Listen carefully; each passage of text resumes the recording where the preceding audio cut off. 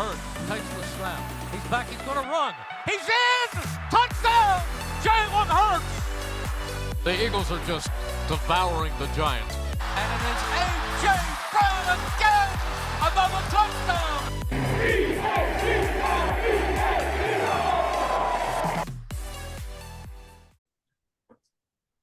And welcome back to the Linc Lineup, episode 18. So we're going to call this the, we got Jeremy Macklin, we got Jalen Rager, who else Josh we got? McCown? Ew. Wasn't he 18? I think so. But that's a sad memory. I don't want to bring that one back up. Didn't he pull his hamstring? Oh, fucking dude. What are you talking about? Pulled him. He tore him. I'm pretty sure he tore a hamstring. Yeah. Man, that was a rough playoff game now. Now I'm thinking about it. What year was that? 2019? 2019. 2019, Oh, that's 2020. right before COVID. Yep. Because the Eagles were Carson Wentz was throwing to Greg Ward and a bunch of other nobodies. And somehow we won the division. Wow, what a blast from the past. Shout out to Josh McCown. I'm gonna double check that before we call this one the Josh McCown episode. He was either number 10 or number 18, one of the two. I feel like he was number 19 for some reason. He may have been. I may be way off. I don't think so. I don't think it was 19 though. 19 is an ugly number. He was number 18. Congratulations. Dang. What a wild thing for me to remember. Yeah, I mean, I forgot he played for a little bit there because I just remember the sadness that came over me whenever, Carson Wentz finally got his opportunity, and he got torpedoed by Jadeveon Clowney. Yeah. And it was pretty sad. The number 18 just brought a thought to my head. I don't think I've ever seen a defensive player on the Eagles wear number 18. Well, I mean, they couldn't wear it till a couple years ago. So, but just some notable 18s. I don't know why we're on this topic still, but notable 18s. My personal favorite for a long time, or not even for a long time, for a moment in time, was Dante Stallworth because I thought he's going to do great things for us back in the day. Then we got Dorial Green Beckham. You remember him? I was pumped for him. I was pumped. Of course, Jeremy Macklin. Shelton Gibson. Yeah, West Virginia. Yeah, I thought he's going to be good, and he kind of fizzled out. I don't even think he really played. But he had speed. That's what we needed, and he never got to do it. Remember, what's his name? Hightower? Dante Hightower? John. No, John. Who's Dante? Played linebacker for the Patriots for the longest time. No. We had a wide receiver name. John. Yeah. John. Oh, Dante had a linebacker. Sorry. But sorry, random thought. And then that's pretty much 18s I can think of. Dorial Green Beckham, man. That was a time in my life. That was a dark time. Yeah. There was nothing good that came out of that time. He was going to be great, man. If he would have got his act together, he could have been great. He had everything given to him. Height, weight, speed. Just couldn't get his act together. Did you know? I'm pretty sure he's ranked as on 24/7 Sports. He's like the number one recruit of all time coming out of the state of Missouri. I believe it. Because I didn't watch college football, but I remember hearing his name and stuff because he played for Missouri. Did he go to Oklahoma? Missouri.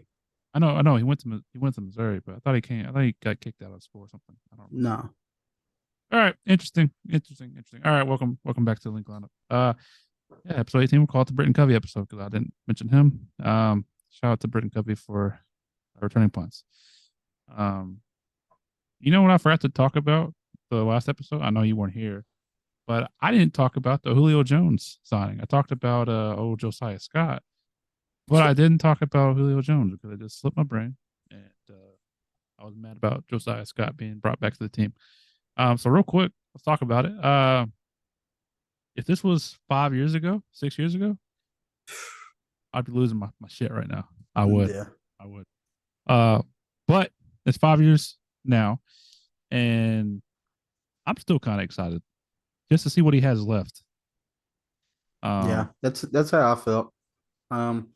because like if you look back at like when he was on the Bucks, like some of because he's trying to think how I can word this. He's actually probably still more serviceable than what Quez is at this point because I don't know. He's still a big body receiver. I mean, He's no huge. matter. Did you see that picture with him next to Alameda? Yeah, he looks like a defensive end. Hell yeah. But I think well for one as a receiver, as the years go on, yeah, you can lose your legs a little bit, lose your speed. But one thing you'll never lose is your size over people. So that can make him he can be a I think he could be a good red zone target, a good Fun possession fact. receiver. Fun fact. I was listening to. I forgot who I was listening to today, but he's never been a red zone receiver. He always comes short with comes up short when it comes to touchdowns. Famously for the Eagles fans, the 2018 technically, the divisional round against the Falcons where he came up just a little small that big moment. But he's not a big red zone guy throughout his career. I mean, you would think he would be because he's huge, but he's just not. That's okay. He can be that here. We can make it happen. Yeah. But I think I think he'll get plugged in right away. I think we'll see him play against the Dolphins. Yeah. Um, Uh, what's your like boldest prediction that you could have for him? well, I tweeted out today. I think he's going to have. I don't know what I said, but he's going to make a huge impact. I do think that somehow, some way, I feel like he's going to because like he's like on the same like the same like page as like the Dominican Sue and Leval Joseph from last year. We have a need.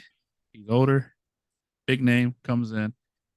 I would argue Linval Joseph made a bigger impact than Dominican Sue last year. That's just me. But um, I feel like he could easily. How many games are left? We're 5-1, 11 games, yeah. 11 games. I think he can probably get to 600, 700 yards. Jesus. I seriously think he'll do good. And I Good feel like grief. he'll have so many more opportunities though. Just like because he's gonna be the third option. Yeah. See, like my crazy fucking stat line was going to be like 540, and like the biggest thing is he's going to have like 6 touchdowns. I think he can get 10. Bro, you're crazy. But I'm pushing. No, I think we'll have like a 500, 600 yard year. I think it could easily be possible. Because I feel like they don't want to play Quez, and I feel like they don't want to play Alameda Sakes for whatever reason. Because I feel like he's done decent in times that he's been out there, but I feel like a lot of plays his number just isn't called, or where I feel like Julio might have his number called quite a bit. And then bold prediction, not really bold prediction, but here's a prediction. Whenever you see number 80 trot out there for the first time, just know that first play is going to be a play designed specifically for him to get the ball. Fucking bubble screen to Julio Jones. or a jet sweep, which he ran quite a bit with the Bucks. I think it was like 5 of 10 for 45 yards. That's 9 yards a pop. Yeah, it's pretty good average. Or 4 yards. Am I math wrong? No, it's 9 yards. I did good. But I think he's a great addition. Obviously, the safety department is where we're going to make our biggest splash, and I feel like it's going to come soon. I feel like it could come as soon as like Monday or Tuesday next week. I feel like something's got to happen. Yeah, in which I feel like that I think they know that too. But what's kind of I don't know. I'm not gonna say it scares me right now, but it's kind of like not concerning, but it's almost curious on what they're doing. They're just dropping people from practice squads and just picking up more people and elevating them to the active roster for a couple of games. It's like how he's throwing mud at the wall and just seeing what sticks. Right. Which is kind of I feel like there's times where I feel like Howie might try to outsmart himself. Like, because he tries to look at the bigger picture of everything and like what's going to lead down the road. Say you trade for a guy and you're not able to re-sign him, kind of like the Chauncey situation. But say you trade for like a Justin Simmons, who's in my opinion, better than Chauncey. Justin's probably top 5. It's top 5, top 10 in there, in that range in the league. Say you can't re-sign him, and then you gave up a lot of capital for it. What's that going to get you? You know what I mean? But I don't know. I feel like he kind of tries to outsmart himself. But in my opinion, dump whatever you can into somebody because it's not look great, man. I don't want to see Terrell Edmonds on a football field anymore. Yeah, he's one of his biggest knocks is he has like no makeup speed whatsoever. If somebody gets by him, there's no point even chasing after him because he just doesn't have the speed to get there. And looking forward to this week. Sidney Brown's going to have his first start. That's exciting. That's a little exciting. Because he's going to, in my opinion, my bold prediction, he's going to either cause a fumble or he's going to get an interception just because he plays aggressive. On the flip side, he's also going to give up something crazy. It's just going to happen. But we have to make something happen. I don't know what it is. Justin Evans isn't the answer. Terrell Edmonds isn't the answer. Sidney Brown could be an answer. But we also don't know how long Reed Blankenship's going to be out for. Which is sad because he got hit on a play that it sucks. It just sucks. He got blindsided. Yeah, it's gonna be an interesting game. Not gonna lie. Sure. I'm not gonna go too in depth in this game. I just want to talk about our feelings looking at this game, making a prediction here and there about what's going to happen. Now. Obviously, on defense, Darius Slay's back. That's nice. James Bradbury's here still. Who's going to play the slot? It's probably going to be a combination of Josiah Scott, Eli Ricks, same rotation we've had. Except for Mario Goodrich won't be there because he got cut and then signed back to the practice squad. So I'm interested to see what we do on defense because Tyreek Hill has a lot of speed. Jalen Waddle has speed.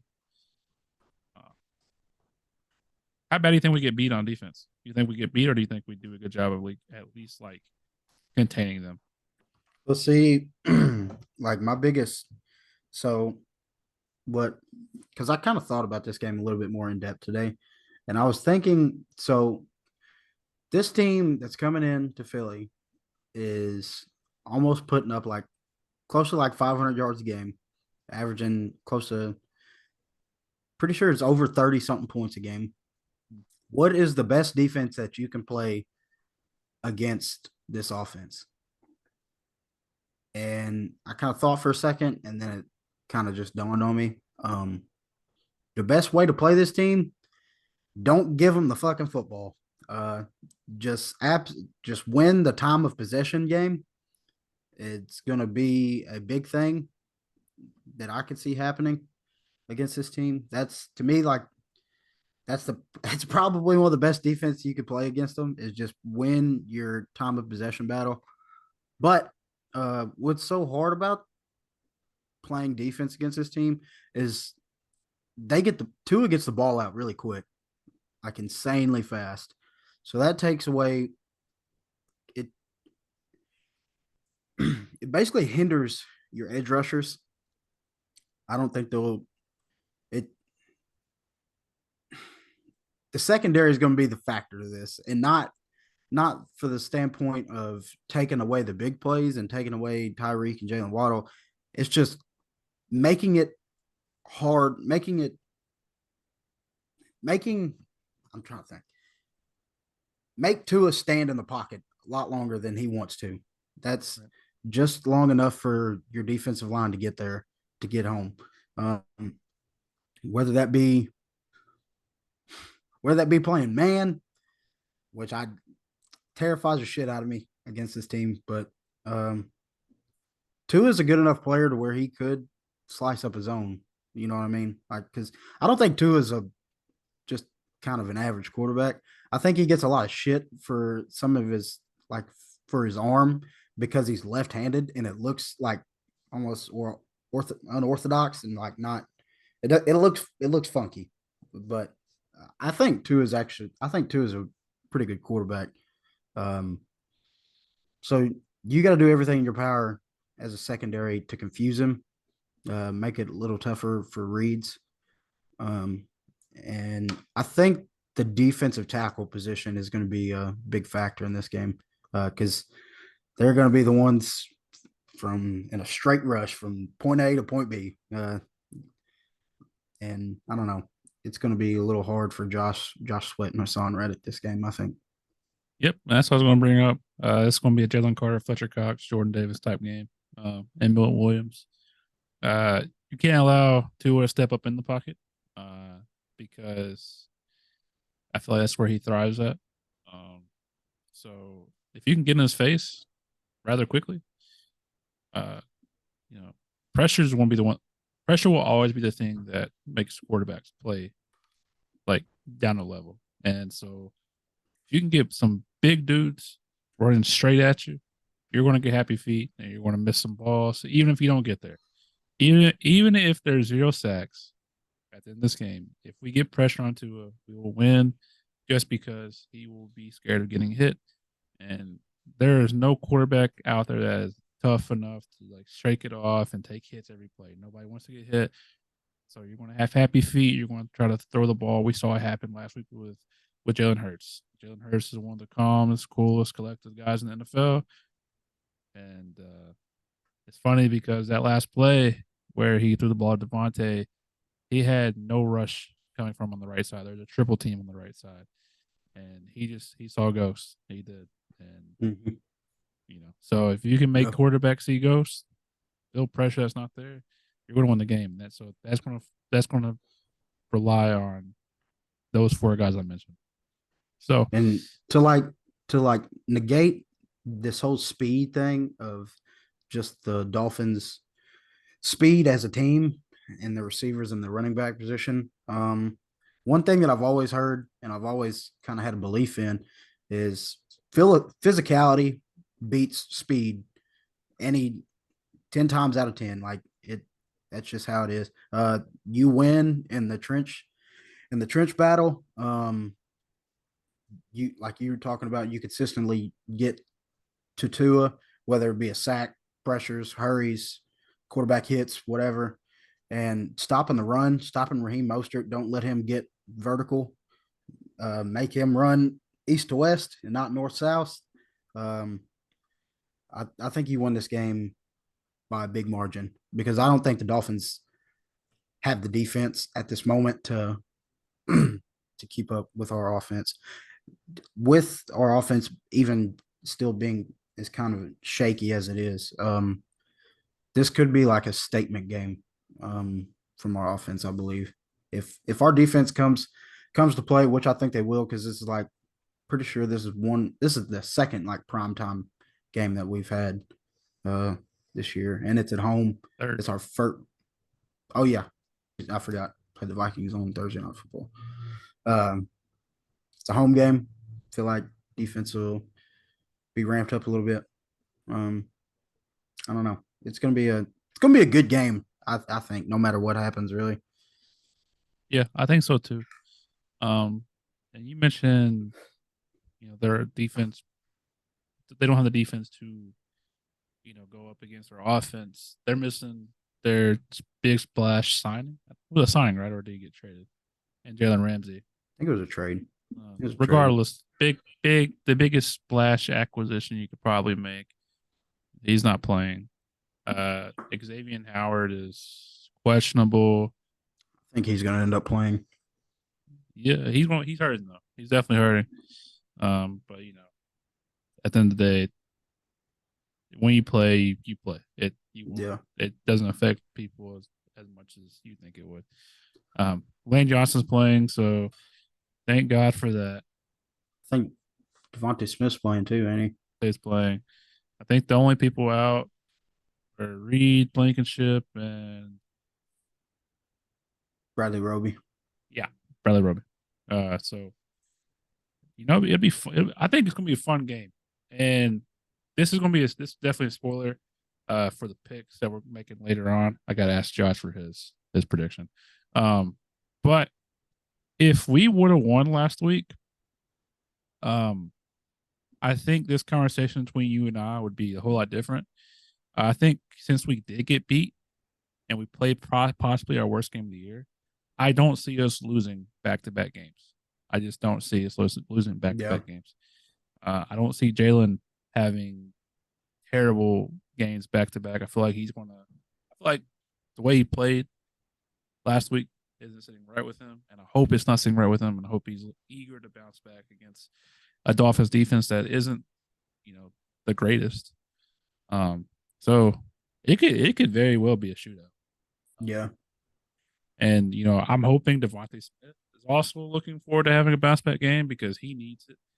And then Brian Johnson himself, which is weird because Brian Johnson had a heck of a first half. And they were throwing like these fun formations with like Boston Scott, DeAndre Swift on the south field at the same time, come on the backfield. You had Devontae Smith as a running back lining up against a linebacker. So like he had these fun formations, but it seemed like once Lane went out, they just threw everything out the window. Yeah, game plan went to crap. And also they didn't give Jack Driscoll any help. No. Which I think a full week of practice will do Jack Driscoll some good. Being kind of thrown in the fire like that is something that nobody ever wants for a backup offensive lineman, especially at such a key position on the line. Which I don't know. If he had to play this week, I'd have a little bit more confidence in him since he had like a full week of practice. I'd assume he's had a more ramped up week than he has so far in the year, but thank God Lane Johnson's playing. I'll say that much because it just seems every time that he is hurt, offense loses its identity and game plan just goes to shit immediately. And I will say the offensive line as a whole last week did not play great. It wasn't just Jack Driscoll. It was the entire offensive line did not play good last week. Yeah. Oh wow, got the prediction pretty quick. Josh's in Puerto Rico, so dang, I didn't even know that. Oh yeah, he's in Puerto Rico for I think a bachelor thing. I think that's maybe. Cool. Yeah, my bachelor thing won't be like that. We're going to the strip club. Just dope. We're not going to strip club. But last thing I'll say about Jack Driscoll, because I don't want to talk too much about backup lineman, is I don't like him as a backup, as the first guy off the bench. I definitely think you could throw somebody else in there, but it's probably Tyler Steen is the only answer, or just move Jordan Mailata over, which I know they don't want to do that. I know they just want to plug in one person and not switch up the whole line. But I feel like if Lane gets hurt again, you can't throw Jack Driscoll out there. You got to throw Fred Johnson or Tyler Steen out there, because I think Jack Driscoll is the worst lineman we have. Really? I think so. He's fallen off since that 2021 year where he had to start a couple games once Lane went out. Well, see, I remember him playing against the second Dallas game last year. Lane went out for a couple of series or something. Yeah, but we gave him help though.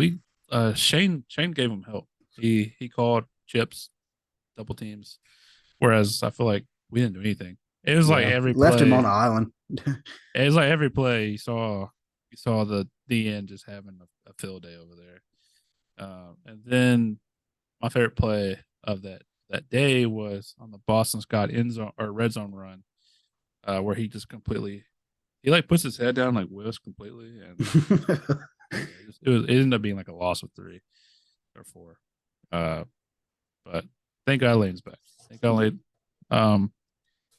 So I'm excited, like I said, for Julio. I'm excited for Jalen to bounce back. I'm excited for Devontae to bounce back. I'm excited to see if AJ can get another 125-yard game. I'm excited that it's Sunday Night Football. I feel like I've not watched a lot of Sunday Night Football games this year so far. I'm not excited about it because I have to work on Monday. I usually don't work on Mondays, but I have to work on this Monday. But yeah, I'm excited.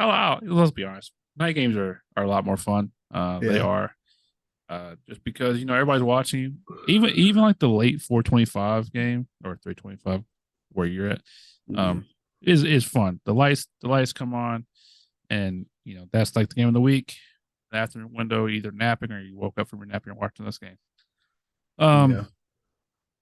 I'm excited though. I think as the week progressed, and like I said, and the review show is like I've had time to digest it and kind of be like, all right, we lost. It's not the end of the world. Some people are still in the world phase. They're like, we suck. We're awful. So with that being said, I actually have a question for you.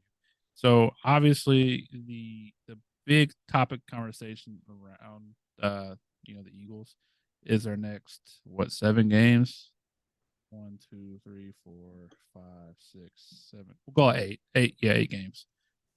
Where we play Dolphins, Commanders, Cowboys, Chiefs, Bills, 49ers, Cowboys, Seahawks.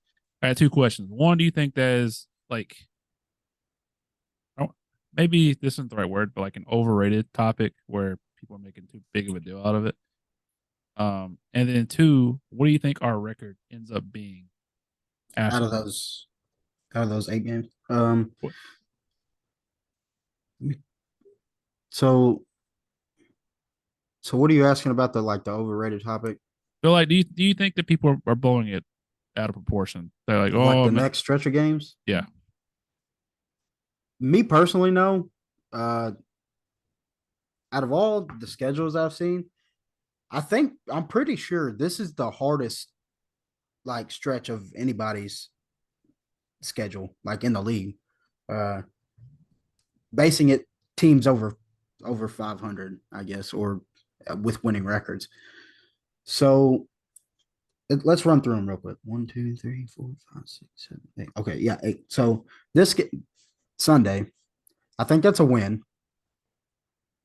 Yeah. Commanders, I think that's a win.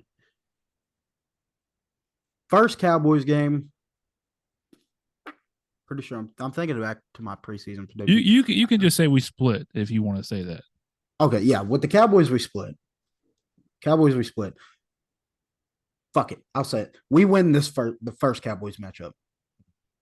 So that's 3 in a row. Chiefs game. I don't believe in the Chiefs at all this year for some reason. Something's going on with that offense, and I don't think it looks that great.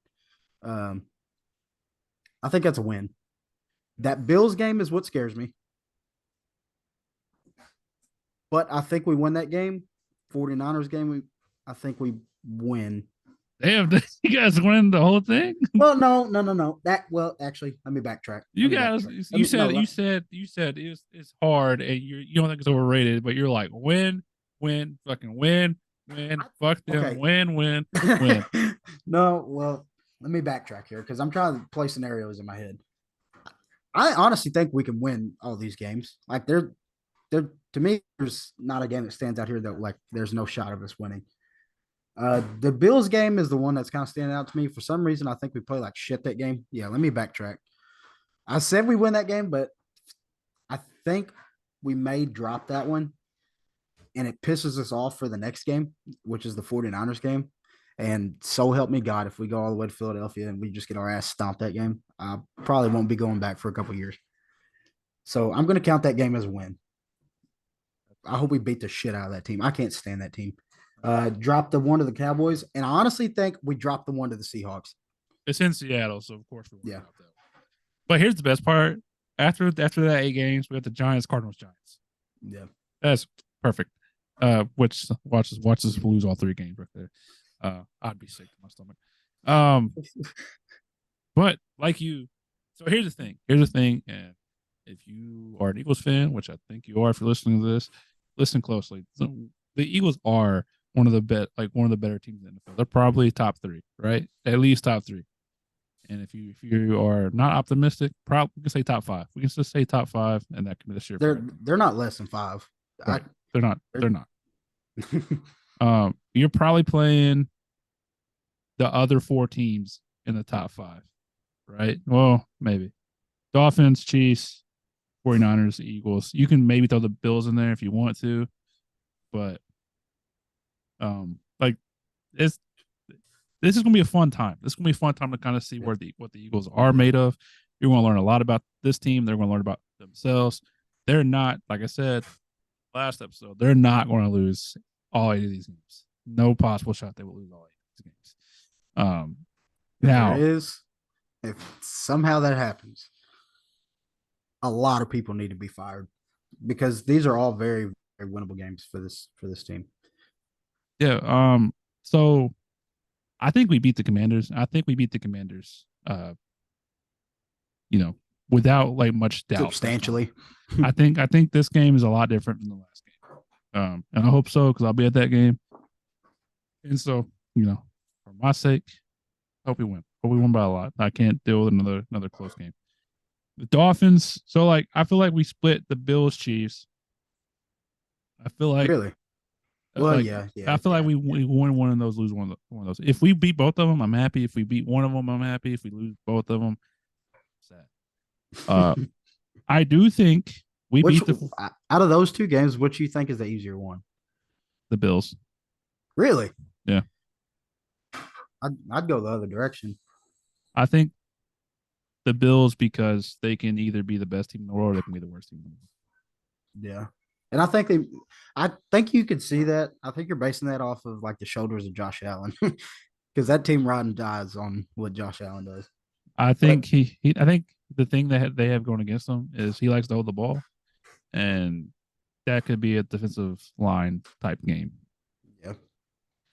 See, that's the thing. I don't know.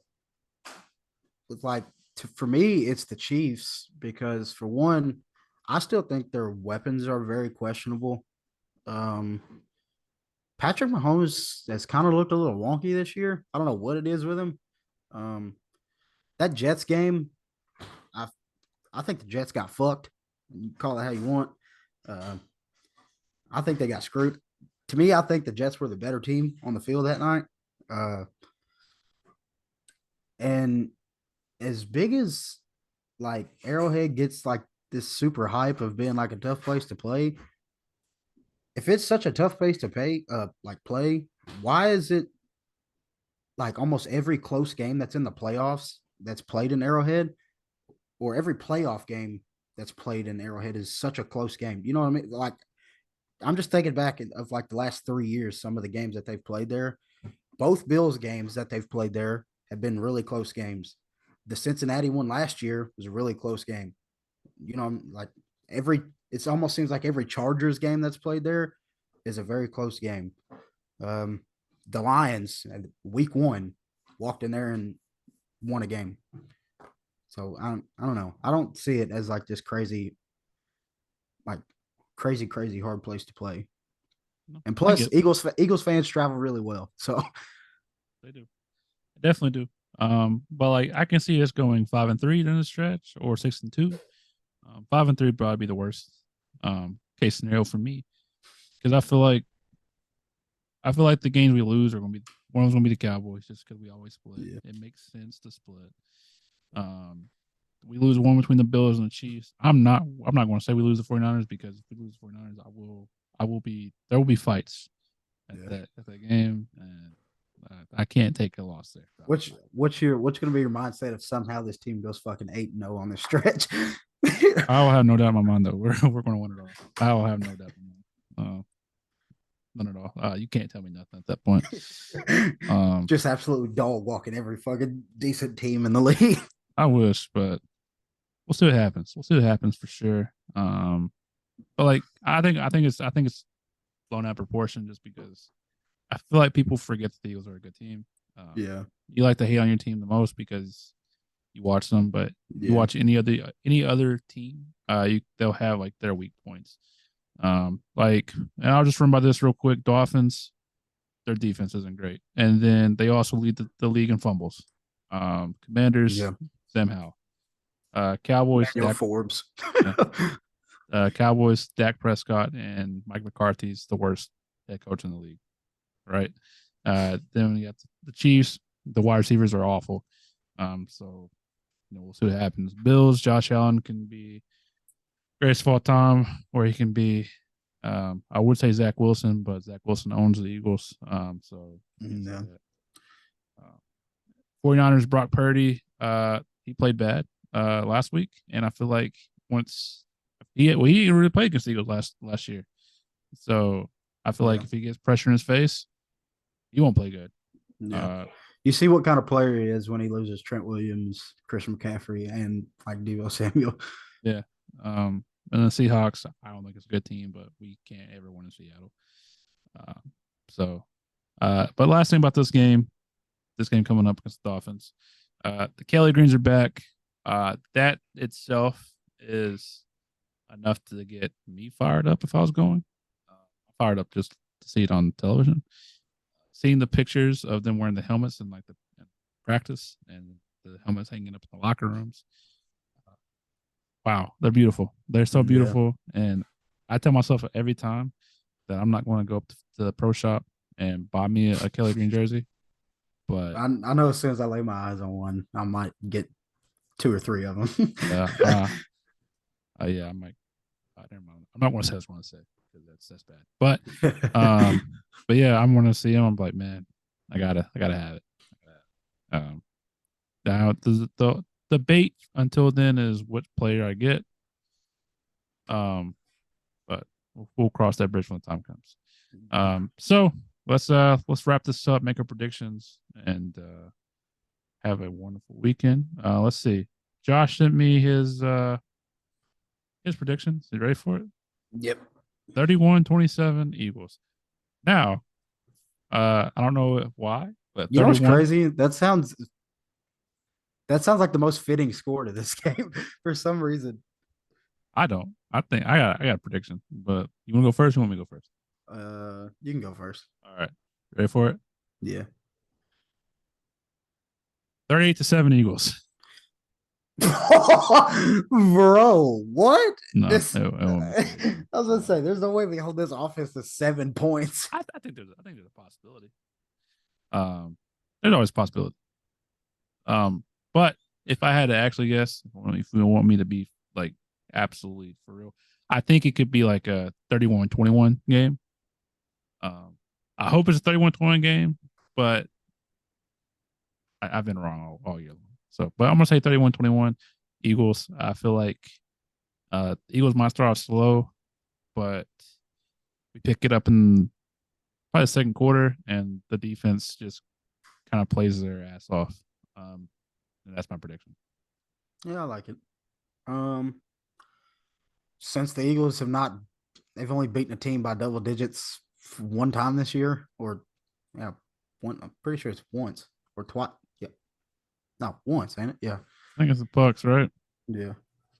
So I'm gonna stay on that trend. 30 37-30 Eagles. All right. And before we wrap it up, give me your bold prediction stat wise for any player, anybody else. Just anybody on the team, just pick. Give me one bold prediction. Julio Jones, 65 yards, 2 touchdowns. I don't know why it's standing out to me.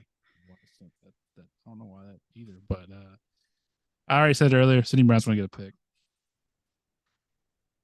Maybe even a pick 6.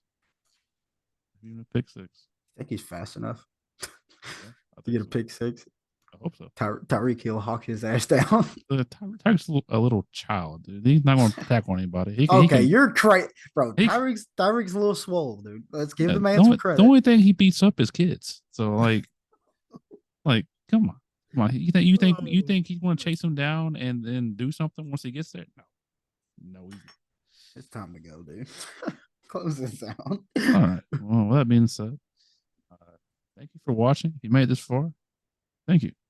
If you're listening on those streaming services, Spotify, Apple Podcasts, Amazon, Google, wherever you listen to us at, give us a rating, leave a comment. Tell us some things you like about the show. Tell us some things you hate about the show. Actually, just keep that one to yourself. If you're watching us on YouTube, how's it going? Leave a like, a comment, subscribe, share with a friend. And yeah, until next time. Go Birds. Go Birds.